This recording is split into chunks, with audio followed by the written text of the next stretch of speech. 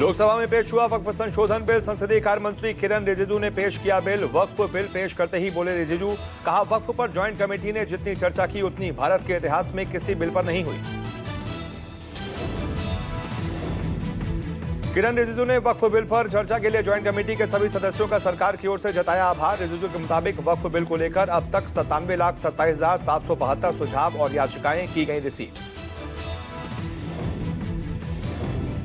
वक्फ bill पेश करते वक्त रिजिजू ने दी जानकारी। 284 अलग अलग समुदाय के डेलीगेशन ने कमेटी के सामने रखे अपने सुझाव। 25 राज्य सरकारों और केंद्र शासित राज्यों ने वक्फ के लिए पेश किया सबमिशन।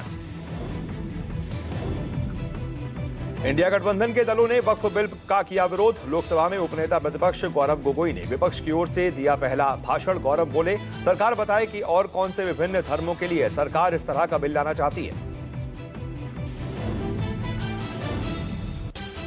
बीजेपी सरकार पर जमकर बरसे कांग्रेस सांसद गौरव गोगोई। लोगों को बांटकर अल्पसंख्यकों को डराना चाहती है केंद्र सरकार। कहा, सरकार उस कौम को भ्रमित और टारगेट कर रही है जिसने देश की आजादी के लिए शहादत दी। लोकसभा में समाजवादी पार्टी प्रमुख अखिलेश यादव ने किया वक्फ बिल का विरोध। कहा, वक्फ बिल बीजेपी की सोची समझी रणनीति का हिस्सा। बीजेपी का वोट बिखर गया है, इसलिए बीजेपी मुस्लिमों में भी बंटवारा चाहती है। बंटवारा तो पीडीए करेगा।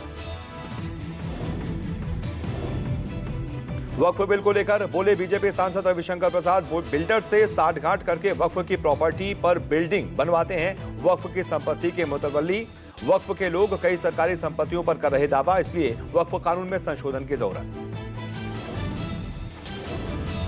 रविशंकर प्रसाद ने कहा, वक्फ की संपत्ति की लूट पर खामोश रहना ठीक नहीं। वक्फ कानून में कोर्ट जाने से मना था, नए कानून में कोर्ट जाने का फैसला बेहद बेहतरीन। वक्फ संशोधन बिल पेश होने पर all India Muslim personal law board का आरोप। कहा, सरकार ने नजरअंदाज किए हमारे सुझाव। पर्सनल लॉ बोर्ड ने कहा, सरकार ने मुसलमानों से वक्फ छीनकर अपने कब्जे में लिया। प्लानिंग के तहत लाया गया वक्फ संशोधन अधिनियम। वक्फ संशोधन बिल पेश होने से पहले एआईएमआईएम के दिल्ली प्रेसिडेंट शोएब जमई ने ट्वीट के जरिए दी धमकी। वक्फ बिल के मुद्दे पर देश भर में करेंगे आंदोलन।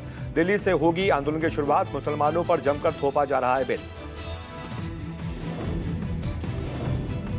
वक्फ संशोधन बिल पर बोले जेपीसी अध्यक्ष जगदम्बिका पाल। कहा, वक्फ संशोधन विधेयक से पसमानदा मुसलमानों को होगा फायदा। देश को गुमराह कर रहा विपक्ष। वक्फ बिल पर बोले सपा महासचिव और सांसद राम गोपाल यादव। कहा, हमारी पार्टी शुरू से ही कर रही है इस विधेयक का विरोध। विधेयक में किए गए संशोधन तानाशाही पूर्ण और असंवैधानिक।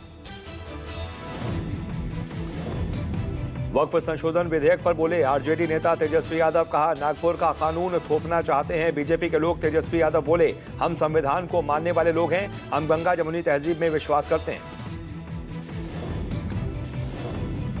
वक्फ संशोधन विधेयक को एआईएमआईएम चीफ असदुद्दीन ओवैसी ने बताया असंवैधानिक। बोले, वक्फ बिल में अनुच्छेद 14, 25, 26, 29 का गंभीर उल्लंघन।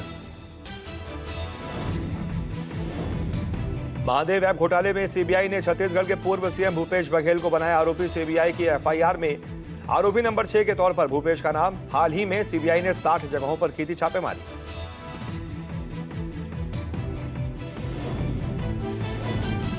कर्नाटक में कांग्रेस सरकार की नीतियों के खिलाफ बीजेपी का हल्ला बोल। बीजेपी कार्यकर्ताओं का सिद्धरामैया सरकार की नीतियों के खिलाफ ब्लॉक और तहसील स्तर पर प्रदर्शन। जम्मू कश्मीर के कठुआ में सेना और आतंकियों के बीच मुठभेड़ जारी। इलाके में 3 से 4 आतंकवादियों के छिपे होने की खबर। सुरक्षा बलों ने पूरे इलाके को घेरा। बनासकांठा डीसा अग्निकांड के मुख्य आरोपी और उसके पिता को पुलिस ने किया गिरफ्तार। गुजरात के बनासकांठा पटाखा गोदाम में विस्फोट में अब तक 21 लोगों की मौत।